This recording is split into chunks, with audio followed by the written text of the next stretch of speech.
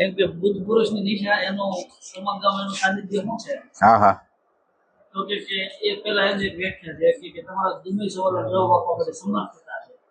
પણ ના, બુદ્ધ પુરુષનું હાજરી અથવા તેનો સંસર્ગ છે કે સવાલ જ ઉડી જાય.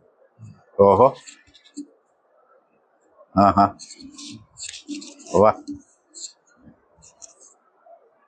સવાલ શું કામ ઉડી જાય હા, ઠીક છે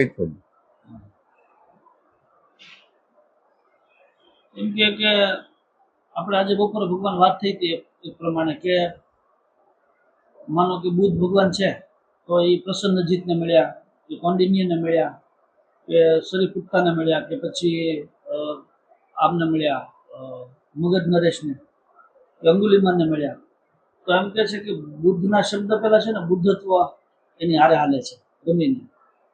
એમ એક વાતાવરણ હોય કે જેની અંદર અત્યારે અમારી સ્થિતિ આમ ઓલમોસ્ટ તમારા જેવી જ હોય, એટલે અંદરથી એક નીરવ શાંતિ, એક બધી જ વસ્તુ હવે આમ શમી ગઈ હોય એ વાતાવરણ અત્યારે સતત લાગે.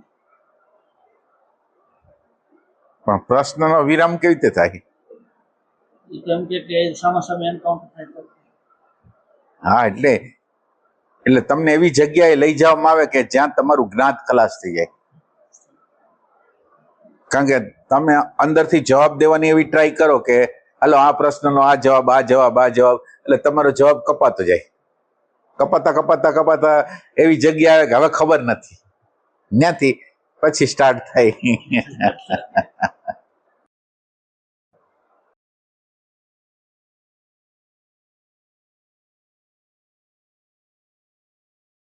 એમાં શું થાય, આજે બે જણા એટલે આ પ્રશ્નોત્તરી છે એ બે જણાની જવાબદારી છે.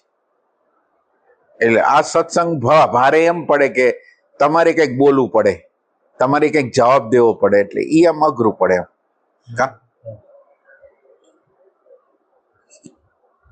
ભગવાન એક પ્રશ્ન પૂર્યો છે. હા પૂર્યો હોય તો તમે તો સ્ફુરણ ના અવતાર છો.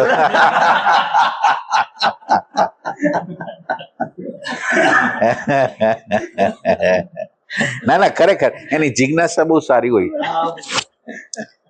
ભગવાન રમણની ઘણી બધી મેં એટલે ઓનલાઈન ઓલાના પેજ છે ઘણા બધા.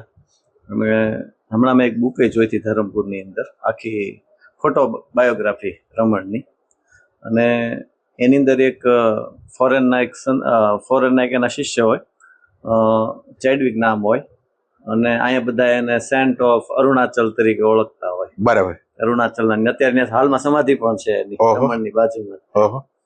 અને ભગવાન એમ કે છે એ પોતે સૈનિક હોય છે, એક ફિલ્ડ માર્શલ કે કંઈક હોય છે. અને એને પછી ખબર નહીં શું થાય, અને ત્યાંથી એને આ રમણની આકૃતિ બતાય. બરાબર.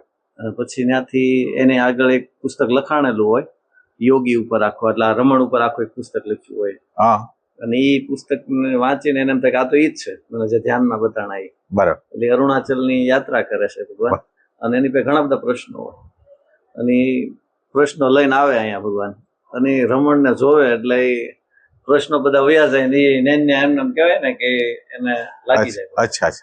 અને આવા પાછા એક બે અનુભવ નહીં ભગવાન, એ પેજમાં રોજ એક જણાનો એવો અનુભવ મૂકવામાં આવે ભગવાન કે આ એના શિષ્ય હતા અને એટલા બધા પ્રશ્નો લઈને આવે, અને રમણને જોવે ભગવાન કે આ શિષ્ય એટલા બધા પ્રશ્નો પડી જાય, અને એ પોતે રમણ એને આમ ખાલી આમ જોવે ને કે હવે પ્રશ્ન જ નથી, અંદર કઈક થવા જ મળે ભગવાન. બરાબર. તો આ ભગવાન શું થવા મળતું છે ભગવાન? આ તો અઘરો પ્રશ્ન છે.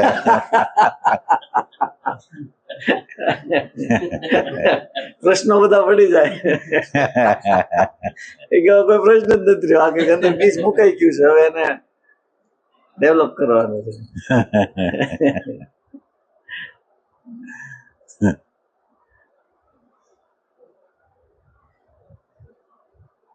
બને કે ઉપલું મન હોય ને એ શાંત થઈ જાય, જે ક્વેશ્ચનિંગ કરતું હોય ને એ મન ત્યાં વખતે શાંત થઈ જાય, એટલે ઓમ પ્રશ્નનો અંત ન આવે પણ એ વખતે પ્રશ્ન બધા વયા જાય. માનો કે તમને શાંતિનો અહેસાસ થાય, આનંદનો અહેસાસ થાય, એટલે હવે શબ્દને ઉઠવું એ આપણને કેમ વધારે ઊંઘ આવતી હોય ને આપણે બોલવું ચાલવું ગમે નહીં, કેમ એ ટાઈપે એ અવસ્થા હોય. એ અવસ્થાની અંદર કારણ કે સવાલના સવાલનો નિકાલ તો સ્વયં કરવો જ પડે, અને બને કે ઉપર છેલ્લા પ્રશ્નો વયા જાય, જે ઊંડા પ્રશ્નો હોય એ તો રહેતા જ હશે, પણ એ સમય પૂરતું એવું લાગે કે નથી પ્રશ્ન.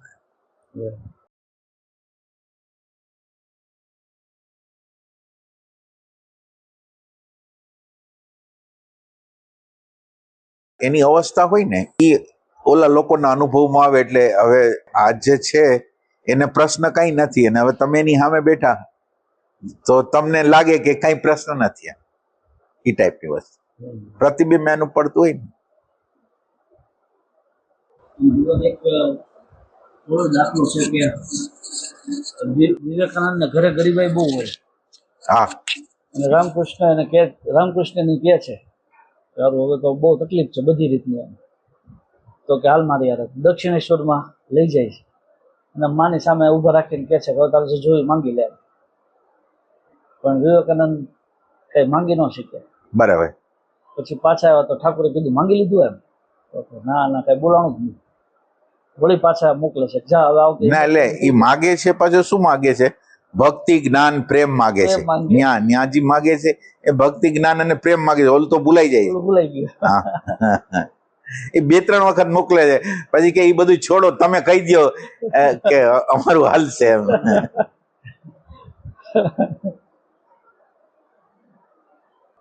મૌન દ્વારા વાત થઈ શકે, આમ મૌન દ્વારા પ્રશ્નોત્તરી થઈ શકે એમ, એટલે ઊંચી લેવલ હોવું જોઈએ, કારણ કે જવાબ દે ને જવાબ લેવા વાળું કોઈ ન હોય તો કોણ શું કરે, એટલે 2 લેવલ હરખા હોય ને તો મૌન રીતે વાત થઈ શકે. આમ તો સામાન્ય જગ્યાએ તમને જોવા મળે ઘણી વાર, તમારા મનની વાત હોય, મને માનો કે ચા પીવાની ઈચ્છા છે અને હું કોઈ યાર વાત કરું છું, તો અચાનક એક વ્યક્તિ મને એમ કહે છે કે ચા મંગાવું, એટલે આપણને ખ્યાલ આવે કે આ આપણો વિચાર તો આપણો જ છે, અને જે આવ્યો છે એ તો વિચાર આપણો, તો એ વિચાર એને પકડાઈ ગયો. તો એવી રીતે તો ઘણા વિચારો એકબીજાને પકડાતા જ હોય છે. ઈ છેલ્લા એક સીટ બાકી હતો ને ત્યારે મને પકડાઈ ગયું કે ભગવાનને ચા માટે એમ. બરાબર. એમ નજર કરીને તો મહેશદાન કે બતાણા નહીં, ત્યાં તમે કીધું કે ચા નું. પછી કાલે એવું થયું કે એક વિષય હાલતો હતો કે એક પેલો સ્ટેજ છે કે તમે વેલ્યુશન કંઈક આપી દીધી છે, તમે એના વિશે ધારણાઓ કરી લીધી અને ચિત્ર બનાવ્યું, અને હવે તમે ખાલી જસ્ટ એની લાઈવનેસ છે ખેંચી લ્યો, એટલે હવે જેમ તેમ થઈ જશે. બરાબર. ત્યારે મને એક ઉદાહરણ સ્ફીર્યું હતું કે સાદડી ભવન થોડાક દિવસ પહેલા ઉદાહરણ આવ્યું હતું કે માનો કે એક માણસ છે અને પાલિતાણાની એવી 10 જગ્યાઓ છે કે જે આપણે નથી કહેતા કે ભૂત થાય છે, તો હવે ઈ છે તો સ્ટેટ ઓફ માઇન્ડ જ, બીજું તો કઈ છે નહીં. પણ માનો કે એક્સ નામનો સ્પોટ છે જગ્યા, અને ત્યાં જઈને એને સાક્ષાત કરાવવામાં આવે કે જો કાંઈ ભૂત નથી, આ વેમ છે, આમાં રિયલ કાંઈ નથી, તું તપાસી લે, બરાબર ઇન્સ્પેક્શન કરી લે, તો ત્યાં આગળ કામ એને કરી લીધું, તો હવે બધી જગ્યાએથી ભૂત એકરે ઉડ્યું. બરાબર. એટલે હવે બધી વસ્તુ ખોખલી થઈ ગઈ. બરાબર. એટલે મને ભૂતનું ઉદાહરણ ત્યારે સ્ફૂર્યું. અચ્છા. અને આપ શ્રી તરત ને તરત બોલ્યા કે ભૂતની વાત હોય તો જો ઠૂઠા જેવું હોય તો ક્યાં છે આમાં કે. અચ્છા, એ વાત સાચી, એ વાત સાચી. એવા પ્રસંગો બનતા રહીએ. એ સિવાય પ્રશ્ન હોય આપણી અંદર અને એનો જવાબ વાત કરતા કરતા જ મળી જાય એમ, ઈ ટાઈપની બને.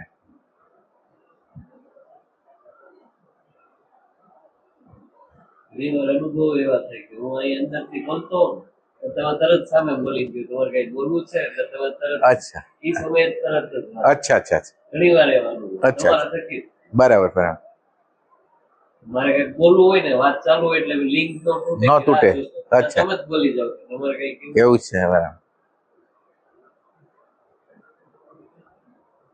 આમ વિચારોનું આદાન પ્રદાન તો છે જ, આપણને ખબર હોય કે ન ખબર હોય, બીજાના વિચાર આપણામાં અપડાય છે, આપણા વિચાર બીજામાં જાય છે.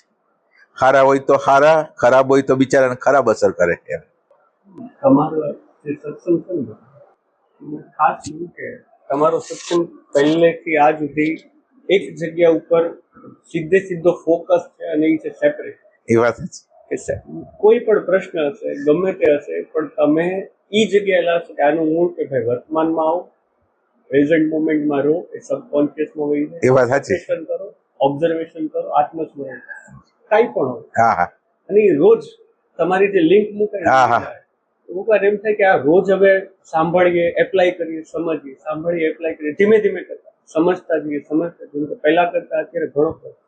પછી ભગવાન એવું થાય ખરા કે આ જે સત્સંગની જે દ્રષ્ટિ છે એ દ્રષ્ટિ આમ કરતા કરતા કરતા થોડા વર્ષો પછી સબકોન્શિયસમાં વહી જાય. હોય છે ને ના એટલે તમારું સ્તર કમ્પેરેટિવ બીજા સ્તર કરતા ઉપર ચડી જાય.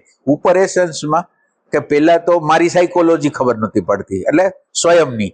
હવે તમને તમારી સાયકોલોજી ખબર પડે, બીજા લોકોની પણ સાયકોલોજીને તમે જાણી શકો. એટલે અત્યારે તમે બધી વસ્તુનો પેલા હાવ કરતા હાવ પેલા તમે જયારે આવ્યા હતા ત્યારે સંપૂર્ણ અભાવ હતો કે તમે તમને જ નહોતા જાણતા.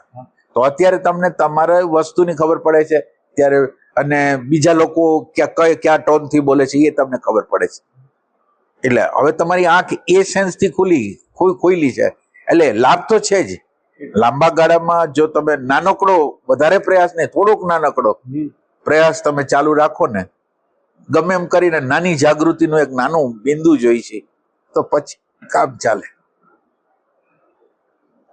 ભગવાન પછી આ સત્સંગ જો સબકોન્શિયસમાં વયો જાય તો પછી જીવનના વ્યવહારો એની મેળે આ જ રીતે ધીમે ધીમે કરતા જાગૃતિપૂર્વક જ આવવા માંડતા. ના એટલે એમાં તમારા પુરુષાર્થની જરૂરિયાત છે, પણ તમને એક આખો નકશો મળી જાય. નકશો મળી જાય એટલે તમારા ઓબ્ઝર્વેશનનો ઓબ્જેક્ટ હોય ને, એટલે ઓબ્ઝર્વેશનનો ઓબ્જેક્ટ તમે અથવા માનવીય મન, એના ઉપર તમારો ફોકસ બનતો રહે. એ ટાઈપ. ઓલું આપણને ખબર જ નહોતી, આપણી ખબર નહોતી, બીજાની ખબર નહોતી. અત્યારે આપણી ખબર પડે, બીજાની ખબર પડે. એટલે એક લેવલ તો ઊંચું જ થઈ જાય. અને એ સિવાય એક લેવલ ઊંચું થઈ ગયું પછી તમે માનો કે કોઈક સંતોને ટીવીમાં કે ઇન્ટરનેટમાં તમે સાંભળો છો તો ક્યાં સંતોની વાણી સાચી છે ખોટી છે એ તમને ખ્યાલ આવે કે નહીં બધા લોકો. એટલે એ અઘરું છે. નકર તમે બધી જગ્યાએ ફસાઈ જાઓ કે આ સારો ને આ સારો ને આ સારો. તમને આમ એને તમે જુદા પાડી શકો કે કેવું આ છે એ ટાઈપનું. એટલે એ તો આપણે ઘણી જગ્યાએ ભટકતા બંધ થઈ ગયા. આમ તમે જુઓ તો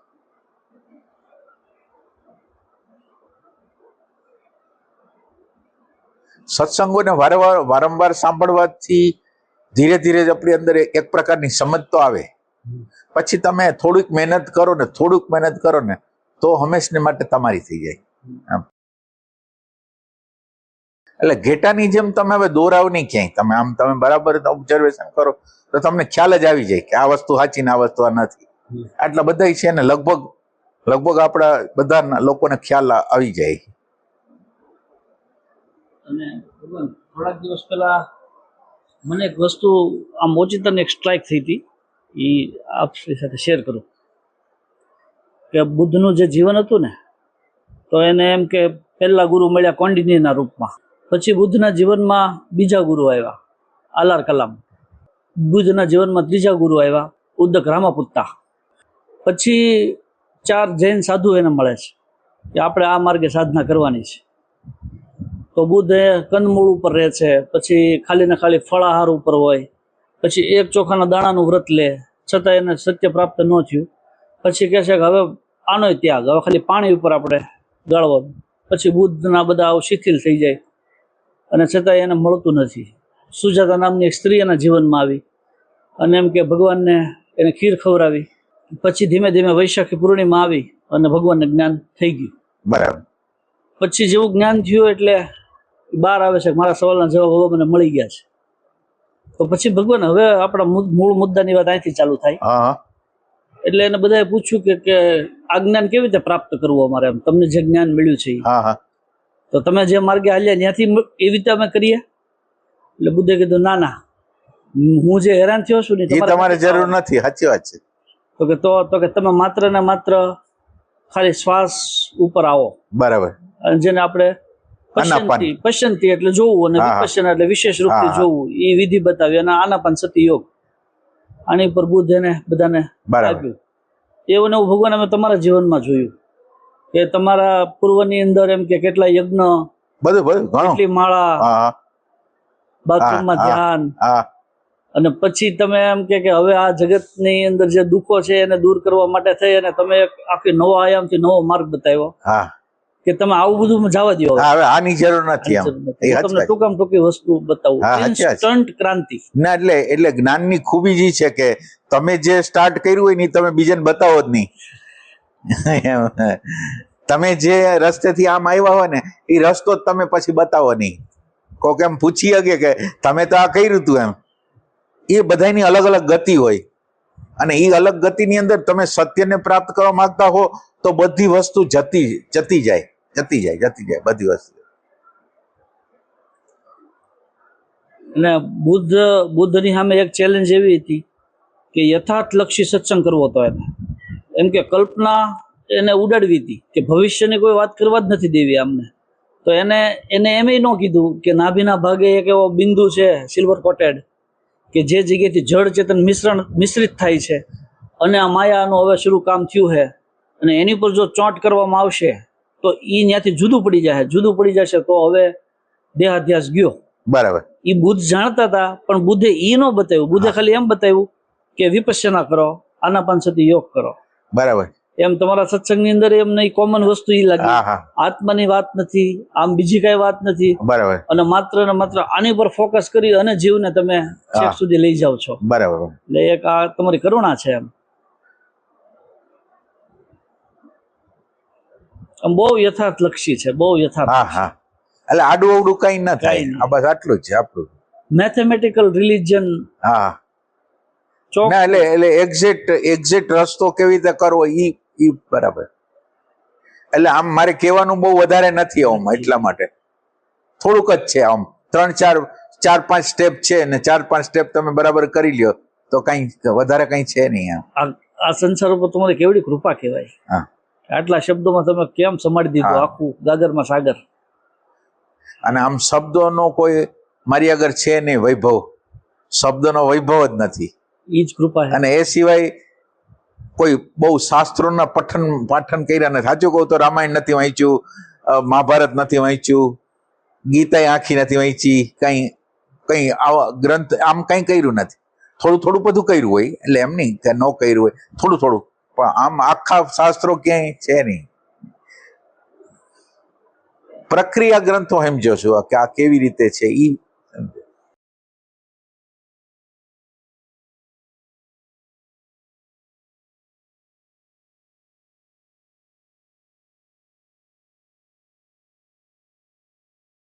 મારે 1000-2000 શબ્દોથી હાલતું હશે મને એવું લાગે.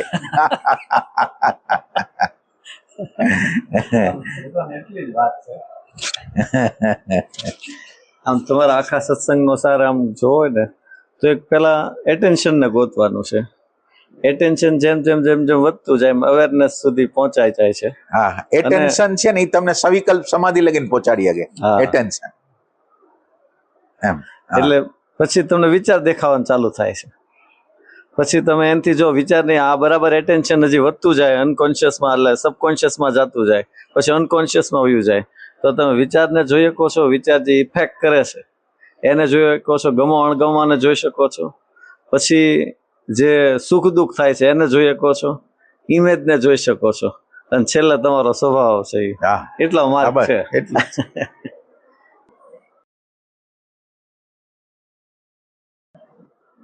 એટલે આ ભગવાન સમયની માંગ જ અત્યારે આ ટાઈપનું જ જ્ઞાન જરૂરી છે. હા માનો આપણે પતંજલિનું જોઈએ તો એના ઓલા 8, યમ નિયમ આસન પ્રાણાયામ. પછી પેલું શરૂ થયું તો એના પાછા 5 અંગ. હા બ્રહ્મચર્ય કરવાનું છે, અગ્રહ કરવાનું છે, અહિંસા કરવાનું.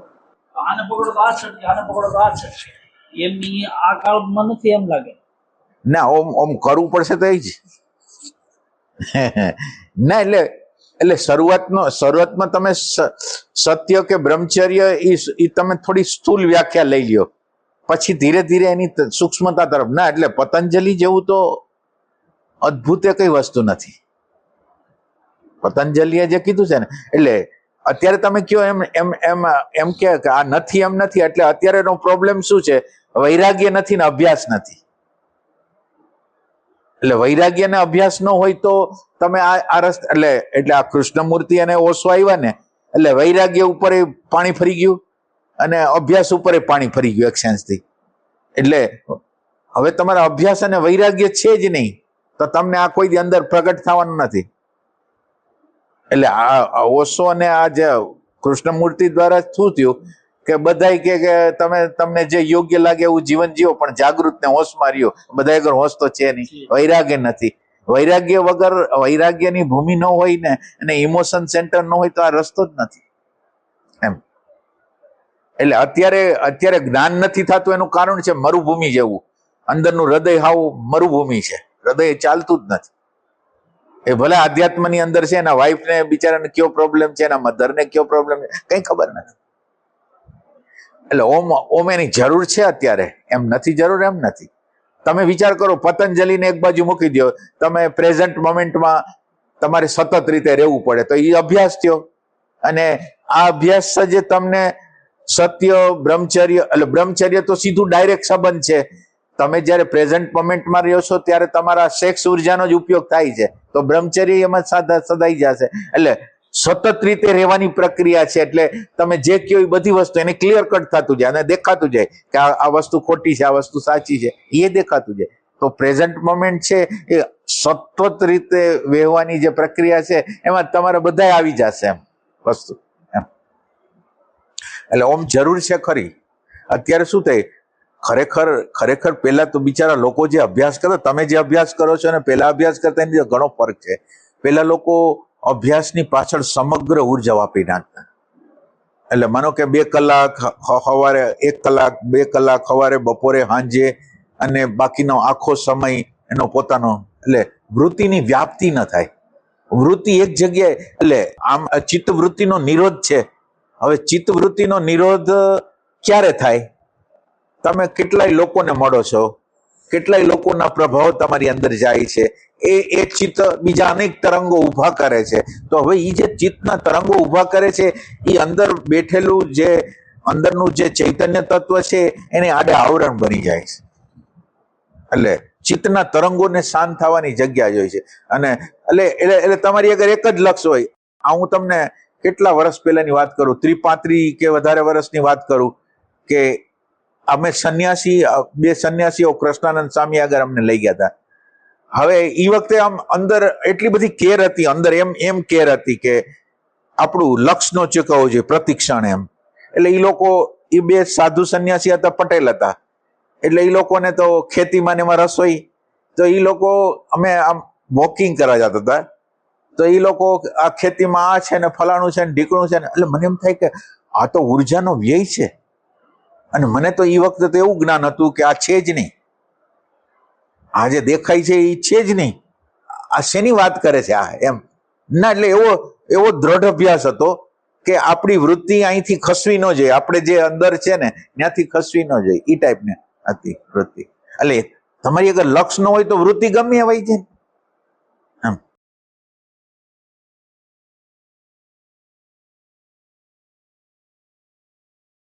એટલે વૃત્તિઓનો જે વિસ્તાર થાય છે ને એ કેટલો, તમે તમારા કેન્દ્રમાં આવતા જાઓ, વર્તમાનમાં આવતા જાઓ, તો તમારા તરંગો ઓછા થતા જાય, પછી તરંગોની વેલ્યુ ઘટતી જાય, તો ચિત્ત શાંત થતું જાય, ચિત્ત ખાલી થતું જાય, તો શાંતિ આવતી જાય, આનંદ આવતો જાય, એ ટાઈપનું. એટલે ઓમ અત્યારે જરૂર છે આ બધાની. એટલે અત્યારે શું થાય, સાધના જનરલ થઈ ગઈ છે, એટલું બધું તીવ્રતા છે નહીં. એટલે પરિણામ જે ના આવે ને એનું કારણ એ છે. ઓમ જોઈ કરું એમ. મારો એ રેગ્યુલર કામ એવી રીતે હતો કે સવારે 1 કલાક, બપોરે 1 કલાક, સાંજે 1 કલાક ધ્યાન કરવાનું. એ સિવાય મંથન કરવાનું, કોઈ બુક લીધી હોય ને. એટલે અત્યારે તમારી જેમ નહીં, એને ઊંડેથી અને એવું લાગે કે સમજાતું નથી તો ત્યાં બેઠું રહેવાનું. સમજાતું નથી. અને વિષયો જે ન ગમે એવા ટેકનિકલ વિષયો હતા ત્યારે, તત્વ અનુસંધાન ને બધા એવા ટેકનિકલ વિષય હતા. એમાં જહત લક્ષણા ને અજહત લક્ષણા ને ભાગ ત્યાગ લક્ષણા ની બધા ટેકનિકલ વર્ડો આવતા કે આમાં તો જહત લક્ષણા ન આવે ને અજહત નહીં, ભાગ ત્યાગ લક્ષણા વાપરવાની, ફલાણું ઢીકણું. હવે જી મારો વિષય નહીં તોય મેં કીધું આને પામવું છે તો આ બધી વસ્તુ કરી એમ, એ રીતે કરેલું, એકલા જ એ રીતે.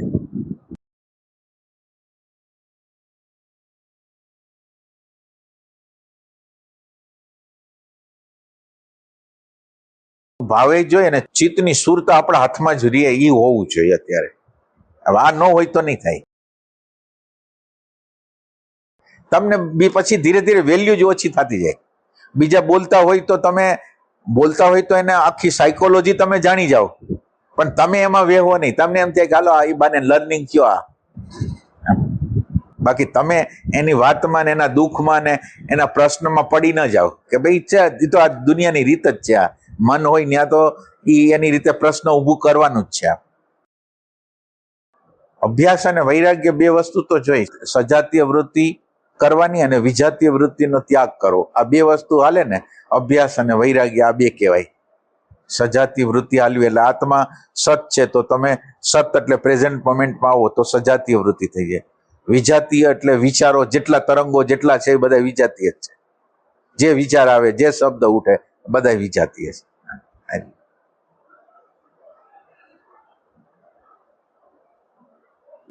અત્યારે ભગવાન પતંજલિ નું બધું સાહિત્ય નું બધું લઈ આવ્યો છે. એમ પતંજલિ તો મને તો બહુ સારું લાગ્યું. એમ કે પતંજલિ જેવું તો ટેકનિકલ કોઈ છે નહીં. એટલું ટેકનિકલ છે, બહુ સોલિડ છે. પેલા મને એવું લાગતું કે આમ દૂરથી કે પતંજલિ તો અઘરું હશે, પણ પછી ખ્યાલ આવ્યો કે આ તો પતંજલિ તો આખું સાયન્સ, કેવું ચિત્તનું આખું સાયન્સ કેટલું બધું જાણકાર છે. એમ અદ્ભુત છે. પતંજલિનું યોગ સૂત્ર છે અદ્ભુત, ગીતા અદ્ભુત છે, યા અદ્ભુત ગ્રંથો છે બધા.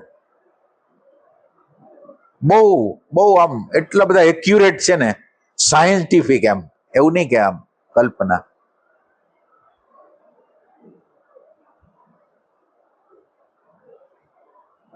કેવું હમણાં તમે કીધું ચિત્તના તરંગો શાંત થઈ જાય એટલે અમનની અવસ્થા થઈ. એટલે અમનની અવસ્થા થાય ને. માનો કે આપણે તો અત્યારે એવી પોઝિશન છે કે નાની નાની કોઈ વ્યક્તિને મળ્યા, એટલે કોઈ પરિસ્થિતિમાં કોઈ સાહેબને જોયા, કોઈને જોયા, એટલે આમાં અંદર તરંગો ઉઠતા રહીએ, એનો પ્રભાવ પડતો રહીએ. એના પછી એનું ચિંતન. તમે કોઈ લગ્નમાં ગયા છો તો લગ્નના પ્રસંગોને તમે વાગોળતા હો. હવે એમાં કઈ વેલ્યુ વાળું તો કઈ છે નહીં, પણ એ લગ્નની અંદર શું હતું ને ઓલા શું કરતા હતા ને શું કરતા, હવે વ્યર્થ વાતો થતી હોય તો આ બધી વ્યર્થ વાતો તો અટકી જ ગઈ. વ્યર્થ વાતો એટલે આ તરંગોને હવે આપણને એની વેલ્યુ જ ન લઈ ગઈ કે આ તો કોમ્પિટિશન વાળા સમાજ છે. આમાં કોમ્પિટિશન એટલે બધા પોતપોતાની રીતે કોમ્પિટિશન કરવા માટે જ લગ્ન ને બધું દેખાડવા માટે, એનો હિપોક્રેસી દેખાડવા માટે આ બધી વસ્તુ છે. તો હવે એની ચર્ચા, એની વસ્તુ આપણે શું કરવાની? એ વ્યક્તિ સંપૂર્ણ રીતે બેહોશ છે એની આપણે ના, એટલે આપણે અજ્ઞાન કાળની અંદર તો આ લોકોથી જ પ્રભાવિત હોય. એટલે કેટલાક અગર હોદ્દો હોય તો એને લીધે પ્રભાવિત હોય, કોક લોકો ગુણવાન હોય તો એનાથી પ્રભાવિત હોય. એમ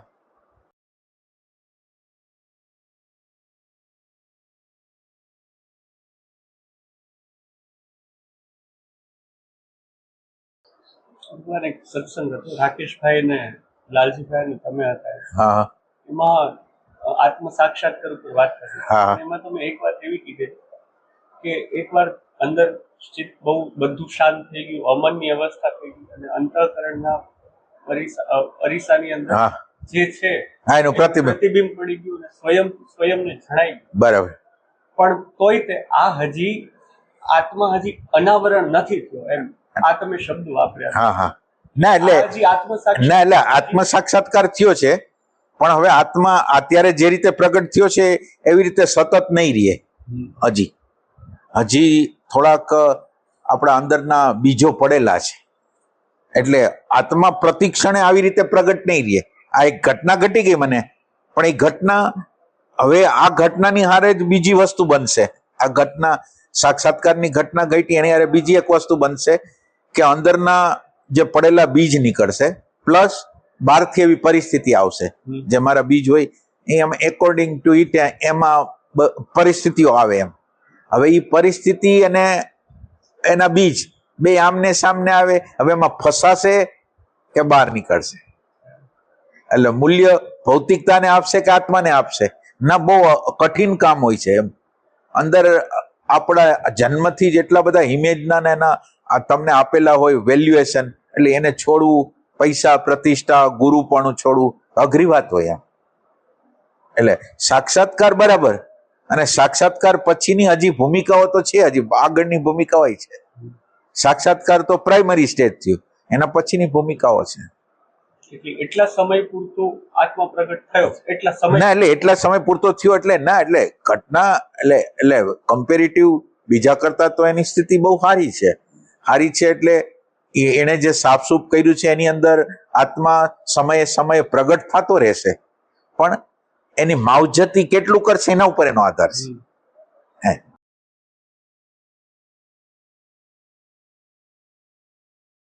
એટલે ઘણા સંતોને તમે જુઓ, શરૂઆતના સ્તર ઉપર કેટલા બધા ચોખ્ખા હોય, પાછળના સ્તર ઉપર તમે જુઓ તો તમને એમ થાય કે આ શું કર્યું એને, એવું હોય.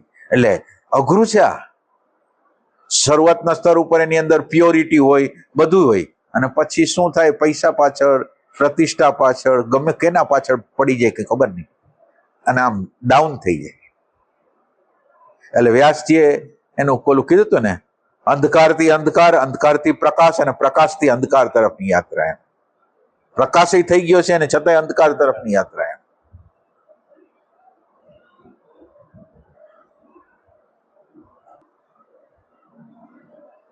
ઘણા લોકોને આત્માનો નકશો બરાબર હોય, એની આગળ ચાવી આવી ગઈ હોય, અને છતાંય ચાવી આવી ગઈ છે, આખો નકશો બરાબર ક્લિયર કટ છે, અને એનો કઈક અંશમાં ઈમાનદારી પૂર્વકનો પુરુષાર્થ ખરો, પણ છતાંય હાયર અવસ્થામાં ન જાય.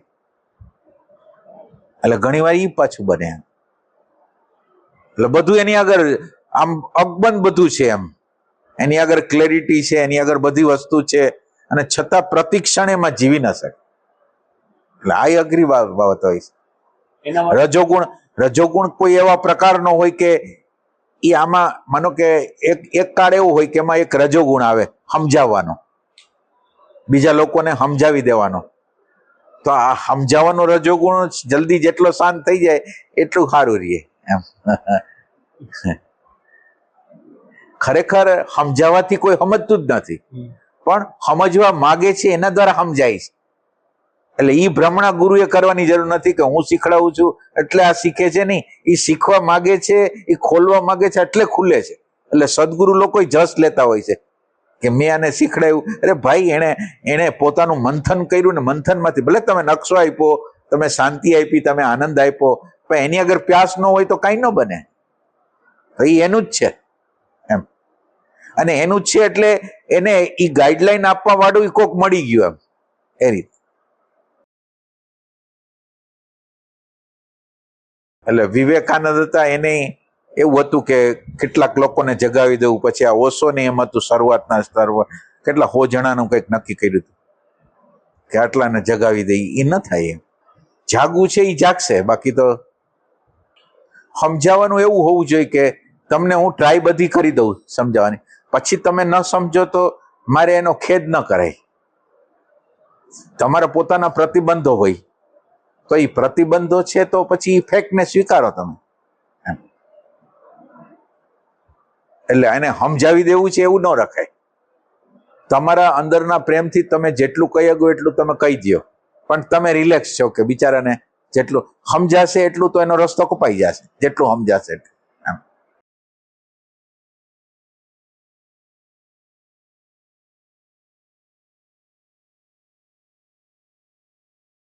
અને આત્મ સાક્ષાત્કારી ને એ બધા લોકોની અંદર એટલા બધા અંધારા આવતા હોય કે એની વાત ન પૂછો, એ તો કોઈ બોલતું જ નથી એટલે કઈ ખબર નથી.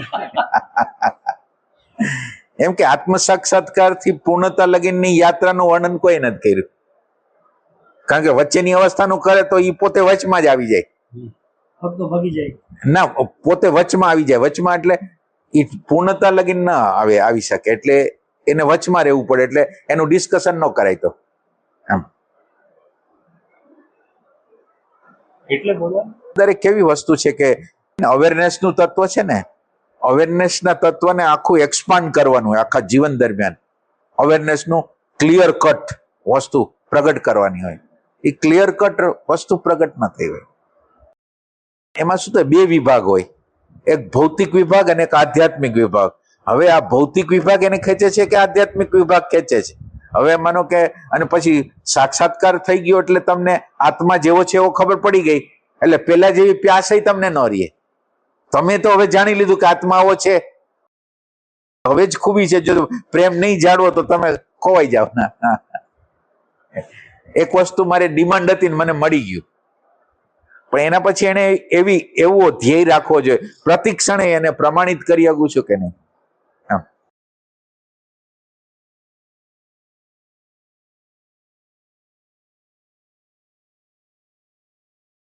એટલે આની અંદર તો એટલી બધી જગ્યા છે ને, હજી આધ્યાત્મની અંદર તો એટલી બધી અમાપ જગ્યા છે કે હજી તમે એમાં હજી અંદર એન્ટર થઈ ગયો એમ છો, હજી વધારે હજી વધારે હજી વધારે એમ, એ ટાઈપની વસ્તુ. તમે મહર્ષિ રમણને જેવો કોઈ આશ્રમ બાંધ્યા ગુરુ બન્યા, તો એ લોકોની અંદર આત્મા સઘન પ્રગટ થયો, જે પોતાની વસ્તુ રજોગુણમાં વાપરી નહીં, એને કોઈ વિચાર જ ન આવ્યો કે આમ કરી, જેવું ઝૂંપડું છે એવું ભલે રહ્યું, એ ટાઈપનું. એટલે ઈ ને કૃષ્ણમૂર્તિ કઈ પૈસાદાર નહોતા, કઈ કૃષ્ણમૂર્તિ ને પોતપોતાનું હાલતું હતું, માંડ હાલે એવું હતું. એમ કે એવું નહોતું કે એ કોઈ પૈસાદાર હતા, જે અત્યારના સંતો પૈસાદાર હોય, એવું કઈ હતું નહીં. અને એ લોકો અગર આવે કેટલા, તમે વિચારો, કૃષ્ણમૂર્તિ હોય તો 100 જણા મેક્સિમમ કોણ આવે, અને લાખો માણસો ભેગા થતા હોય. તમે જો જે જીવનનું અંતિમ સત્ય કહે છે અને જીવે છે, એની આગળ લોકો ઓછા આવે, અને એની આગળ, અને ઓમ એ ક્રમ સાચો છે કે સત્ય તો બહુ રેર લોકોને જોતું હોય, એટલે એ રીતે એમ સાચું છે.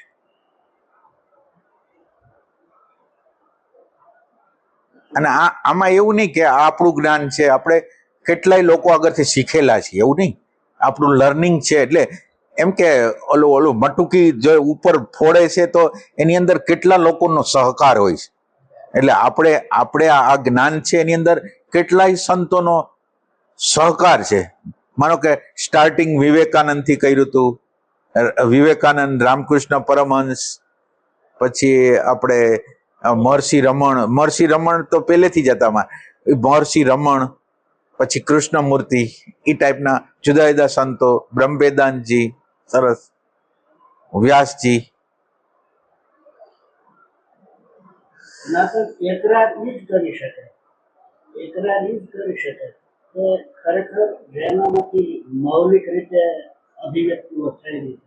આ તો શરૂઆતમાં કીધું અહીં બેઠા એટલે તો મેં કઈ ભાગવત કે રામાયણ કે ગીતા કે મહાભારત કે વાંચું ના, વાંચવાની જરૂર નથી. જયારે તમે એક મૌલિક શબ્દને જયારે અનુમાનિત કરો ત્યારે જે અભિવ્યક્તિઓ આવે છે એ શાસ્ત્રની તોલે જ બની જાય છે.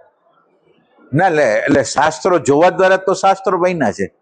તમારી અંદર પ્રેઝન્ટ મોમેન્ટ અવેરનેસ આવે છે, એ અવેરનેસ જે જોતું જાય છે એમાંથી જ શાસ્ત્ર થાય છે. શાસ્ત્રની રચના તો આ રીતે જ થાય છે, બાકી તો બીજી કોઈ રીતે થતી નથી. એટલે આપણે એમ ન કહી શકીએ કે મારા એકલા દ્વારા જ થયું છે, એમ નથી કહ્યું. બધાનો સહયોગ છે ને, એના દ્વારા થયું છે. ગુરુજીએ વેદાંત તો મૂળ હતું, એમાં વિશ્વની રચના આજે અત્યારે જે ગુરુજીએ જે બનાવ્યું છે ને, એ ખાલી વૈજ્ઞાનિક બનાવ્યું છે, બાકી છે એક્ઝેક્ટ ઈ જ. પંચીકરણ જે છે એ પંચીકરણ એટલું બધું સૂક્ષ્મથી સૂક્ષ્મ છે કે એ જ વસ્તુને એને એક અલગ ટર્મિનોલોજીમાં વાપર્યું, એમ અત્યારની આધુનિક ભાષામાં વાપર્યું. એટલે આપણે એને ધન્યવાદ આપવી છે કે આ જે લોકો ઇન્ટેલેક્ચ્યુઅલ લોકોને એ આમ આપી શકે, એમ ઓક્સિજન, હાઇડ્રોજન, નાઇટ્રોજન, એ બધી વસ્તુ. હવે આમ એટલે વિજ્ઞાનને બીજા લોકોને લાગે કે વિજ્ઞાનને મળતું છે એમ, એ રીતે.